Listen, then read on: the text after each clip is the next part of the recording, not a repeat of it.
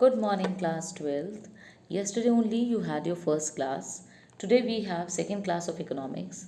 And children, as I told you that we'll be starting up with chapter number 2. So the name of the chapter is Demand and Law of Demand. Children, this chapter is very important because this chapter tells you about the basic concepts of economics in relation to demand and how the demand is being made by the consumer, what are the impacts of demand, how many types of demand are there, or what are the factors which affects the demand for any commodity in an economy, right? So children, let's start up with the very first topic of this chapter, that is the basic concept of demand, or you can say meaning of demand. Children, I must tell you that demand is in economics means a desire to possess a good supported by willingness and ability to pay for it. That is, demand for any commodity refers to the amount of the commodity that will be purchased at a particular price during a particular period of time.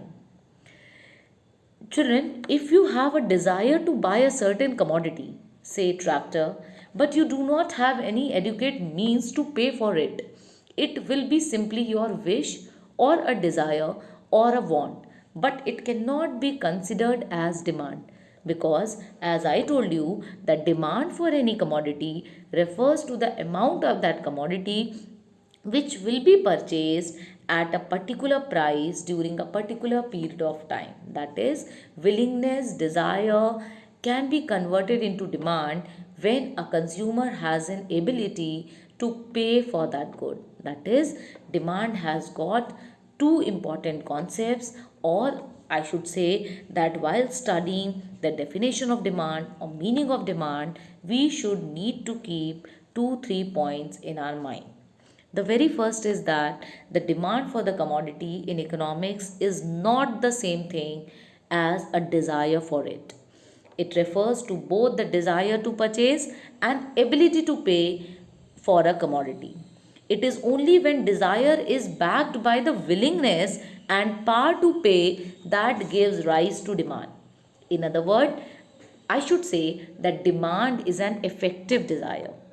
That is, a desire accompanied by willing or willingness to purchase or a power to purchase a particular commodity. So this is the first point which we need to keep in our mind, that demand is an effective desire. Coming to the second point, the demand in economics is always done at a price.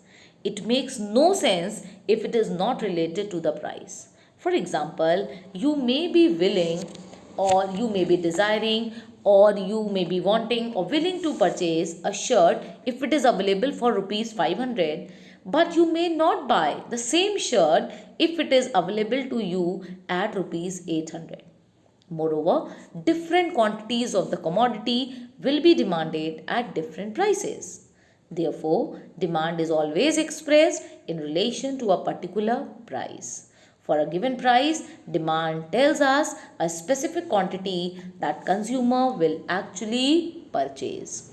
So the second thing is that the very first was that demand is an effective desire, and the second thing is that demand should always be expressed in terms of price.